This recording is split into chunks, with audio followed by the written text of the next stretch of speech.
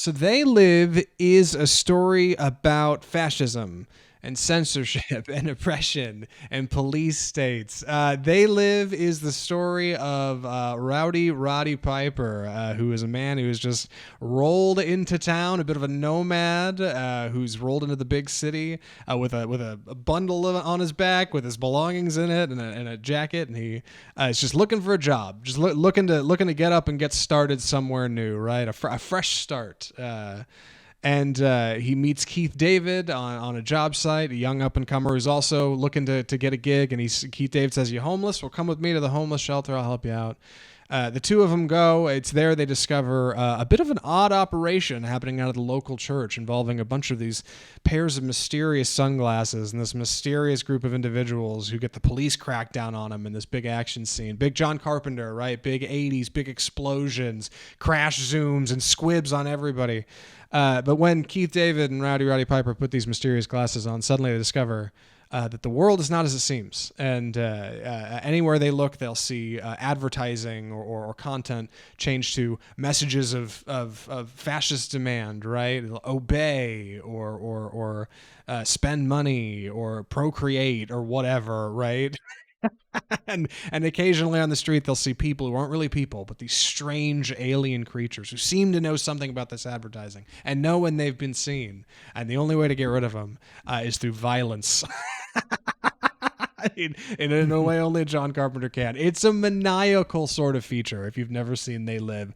Very unique, very odd. It stands out in Carpenter's filmography because I don't think it's quite as grounded as his other features, and I'm really excited to talk about it. Andy, what did you think of They Live? So a little backstory. There was a time in the 90s when, on like Fridays and the weekends, you would have a lot of movies come on cable TV. And a lot of times they were at a lot of the same movies, and you would catch just bits and pieces. And like I've seen the end of Terminator 2 a million times. And They Live was also one of those movies that came on. And I feel like I'd only ever seen the second half of it. Never seen how the whole thing started, funnily enough. It's interesting to see the start because it actually starts pretty serious. It brings up issues of like economic downturn and disparity, and Roddy Piper's character is like, man, it's not that bad. You just gotta work hard and play by the rules, and good things will happen. And I was like, you're homeless. You're literally like sleeping under a bridge, man. Like licking boots. Things aren't going great. And I remember a lot of the action sequences.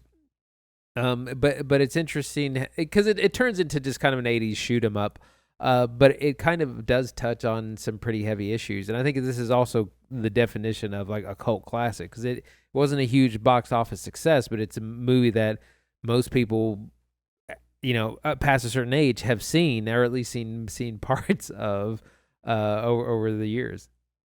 Yeah, I think John Carpenter's work gets a lot of attention over time because a lot of his features when they came out did well to not super well, right? Like the big ones you know him for are Halloween, right, and Halloween 2 and Halloween 3. Like the ones you don't know, and The Thing, right, which is a thing now, but like back when it came out, did terrible.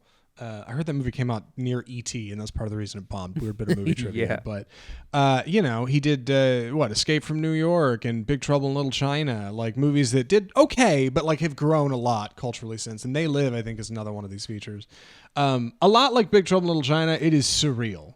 It is a surreal feature, They Live, because it seems relatively grounded and it's open. But honestly, like I had kind of forgotten how a lot of it's paced since I'd seen it. I've only ever seen it once or twice, and seeing it on the big screen was tremendous. But the opening bits are slow, man. It's a lot of like slow plotting, characters kind of walking around, creeping around a scene with like this boom, boom, boom, boom soundtrack going. That's very noir, but Carpenter does all of his soundtracks, so it's him. But it doesn't. It's not very exciting, and I think the reason those bits you remember from TNT is because those are the bits that are memorable. Like all the explosions and whatnot happen in mostly the second half of this feature. Yeah, it does. It is slow in starting, but remember that this is a sci-fi story essentially. That And there are groups of people who know that there are, these aliens that walk among us.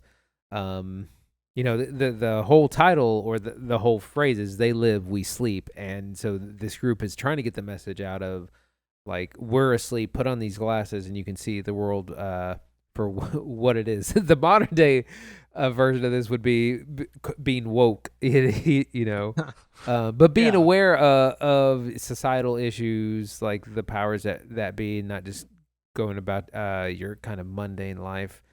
You can tell this is something that suffered from studio notes, and where the studio was like, add another gunfight, add another shootout, like just keep shooting. Yeah. Well, I think like Carpenter's like sarcasm and like cynicism really comes out in this feature, because like it's incredibly dark, like especially the ending. It is not a pleasant end in They Live, but I love the way violence is handled, because like cops will roll through like to crack down on the homeless shelter in like the opening act. And it is like they're like Terminators. They're like walking down with their riot shields, faceless, like nameless, just like beating people up out of nowhere. You can't reason with them. They're brutal. And meanwhile, like when Roddy Piper finally puts a pair of sunglasses on and lights up in Act 2, he storms into a bank and starts spouting off the most hilarious lines. God, I came here to chew bubblegum and kick ass. I'm all out of bubblegum. Or even better, Mama Don't Like Tattletales, which is so funny. Like hilarious, like his ability to lift violence with like clever visuals and leaning into like the ultra nature of it is particularly biting here. It works fine in The Thing. It works great in Halloween, but here like it's funny, and like I really appreciate that. Well, and you see the budget. So I just looked it up. This was made on a $3 million budget, made around $15 million. So it was still profitable, especially by 80s standards, but not like a big runaway hit or anything. But it is a lot of fun. Like I said, there's lots of excessive violence and shootouts, and Roddy Piper is he's a man of action. He kind of gets a whiff that things are wrong, and he immediately starts blasting. He's like people are gonna start shooting the bad guys. Like the first thing he does is kind of he kills 2 police officers who he realizes are aliens or whatever. But he's like, no hesitation, just immediately starts blasting. And then is like, well, I guess I'm on the run now. Yeah. So not the most fleshed out character, but very fun. Yeah, Roddy Piper did not have a illustrious career. Well, I think about it. He did a lot of smaller projects in film, but obviously he never like rose to any kind of like genuine Hollywood height. And it's surprising a little when you think of They Live, because its imagery is so iconic, right? The big obey like signs and the glasses and the Martians. Even if you don't know the movie, you've probably seen these things from the front of a Spencer's Gifts window.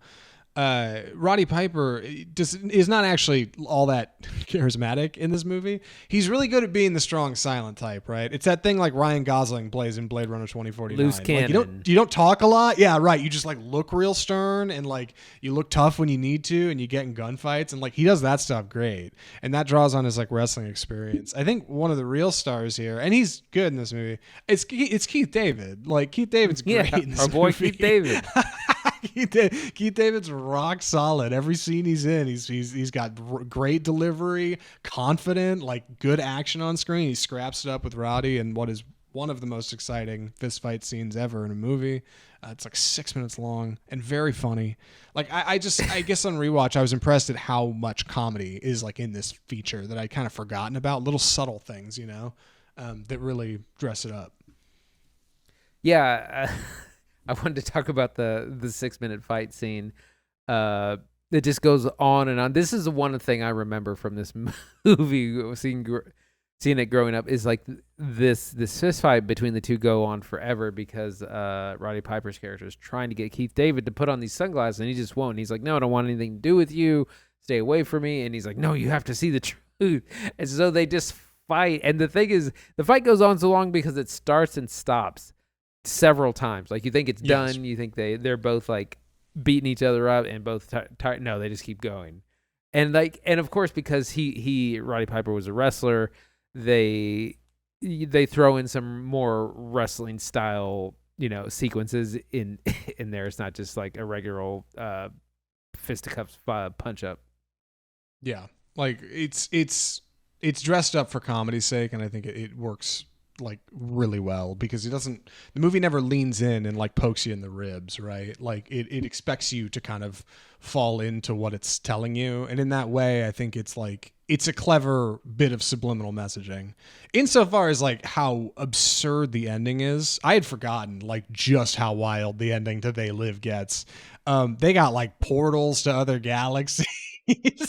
that are never explained. It's laughable how much they don't explain them. They're like, yeah, I don't really remember how it works. Anyway, look over here. Like Carpenter like really jumps the shark, I think, in the script here, and I don't know. I guess he didn't go on to do a lot more features like this because I think he probably knew like when it came out didn't do that great. Like, okay, yeah, I can't make many more of these. I won't get very far, but it's really clever that it exists. It's clever that we're able to see it on its 35th anniversary. The Fathom event, funny, opened with little this like miserable Zoom call from John Carpenter, who's like, it wasn't live, It was pre-recorded. He's like clearly reading off a screen on his couch, like he just put down the controller and playing the new Dead Space, and he's like, yeah, I'm John Carpenter, and like I'm collecting my check. It was so funny. But he did say in there that like They Live is maybe more relevant now than it was when it came out, and like when you think about what it has to say about rampant consumerism and like what that means for society as a whole, I think that's probably true, man. Like it's not like anybody learned anything from They Live. I think it has a lot. I think it had a lot to say in '88. It definitely has a lot to say now.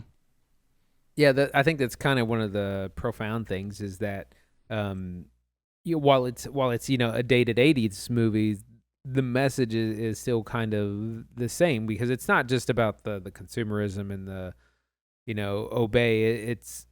It's about like everyone trying to just claw their way to the top and keep other people down in doing it, and that's still a very relevant theme today. I was gonna say that it definitely has a little bit of that Twilight Zone feel where it's like an elongated episode, something like that, and that's part of the reason why they don't really explain like the portals or interstellar navigation, because it's based on a short story. It probably doesn't go into that much detail on that front. Yeah. Ultimately, I think like They Live is a better feature than I remembered going in. And I was already excited to watch it again just because I've always known about, it's kind of cult status. And I'd seen it once or twice. And I was like, yeah, I like They Live fine. Actually, walking out of it, I was like, man, I liked it even more than I did going in. So it's a satisfying rewatch, I think, for me. As far as the 35th anniversary stuff goes, it's a great looking movie. I don't think it's the 4K print. I know there is a 4K print. I don't think this is it. They didn't specify anything on the website. It looked fine on the big screen, I think. Soundtrack certainly plays great. And a couple of odd John Carpenter jump scares that I'd kind of forgotten about, like random explosions in the middle of a scene. There's a great like Hitchcock like top-down scare shot right in the middle of the movie. It's good stuff. Like if you haven't revisited it. Yeah, it's absolutely like there's a reason it's a classic. There's a reason that people are familiar with a lot of its iconography, even if they haven't seen the movie, or like again, the movie didn't really make a ton of money, but there's lots of things from this movie that it's worked its way into pop culture. Definitely. Andy, would you recommend They Live?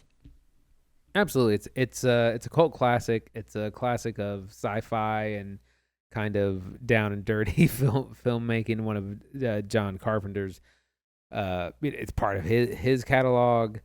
It's a lot of fun. It's a little slow in the beginning, but it definitely gets going midway through, and you get a lot of action by the end. Yeah, I think this movie is tremendous. Like I said, I liked it more than I did when I went in, which I was not sure was going to happen when I came out. I also thought before I went and saw it again, I was like, why didn't Roddy Piper get more work? It's a shame. He's a good actor. Then coming out, I was like, okay, I see why he didn't get more work. But still fine, like rock solid, good all around, very funny. Go check out They Live if you can swing it. And if not, I think it's It's on streaming somewhere out there. I'm sure you can track it down. John Carpenter wants you to watch it. It's relevant. And that's They Live. And that's the show for the week. Hard to believe. God, we're already at the end of episode 226. Andy, what are we watching next week?